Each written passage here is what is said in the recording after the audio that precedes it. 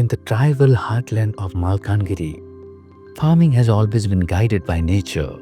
But over time, rising costs and uncertain markets made agriculture increasingly fragile for small farmers.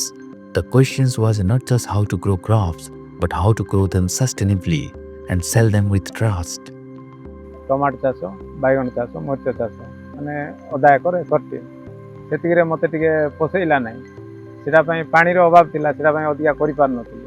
ତାପରେ ଚେଷ୍ଟା କଲି, ଝରଣା ପାଣି ଷ୍ଟକ୍ ରଖିକି ବାଡ଼ ଦେଲି। ତାପରେ ଏବେ ଅଧିକା ଚାଷ କରୁଛି।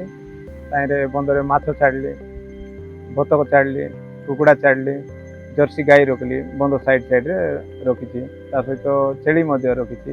ବନ୍ଧରୁ ମାଛ ଧରିଲେ କେଜି 150 ଟଙ୍କାରେ ବିକ୍ରି ହେଉଛି।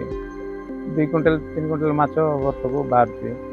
ତା ସହିତ କୁକୁଡ଼ାରେ ଆମର କେଜି 400-450 ସିଜନ୍ ଦେଖିକି ବାହାରୁ ବେପାରୀ ଆସିକି ହୋଲସେଲ୍ରେ ନେଉଛନ୍ତି। ଆଉ ପନିପରିବା ଚାଷ ଗୁମା ହାଟ ଅଛି, ଗୁରୁବାରଟା, ଆଉ ରବିବାରଟା ବାଳିମେଳା ହାଟ ନେଇକି ବିକୁଛି। ଆଉ ଯିଏ ଗାଁରେ ମଧ୍ୟ ଖୁଚୁରା ଖାଇବା ଲୋକ କିଣିକି ନେଉଛନ୍ତି। ଗଲା ବର୍ଷ ଚାଷରେ ଗାଡ଼ି ଗୋଟେ କିଣିଛି।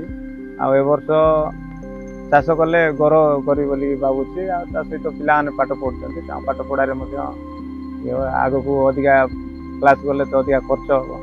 ସେଟା ପାଇଁ ମୋତେ ଅଧିକା ଟିକେ ଚାଷ ଭଲସେ କରିବାକୁ ଆଶା ରଖୁଛି।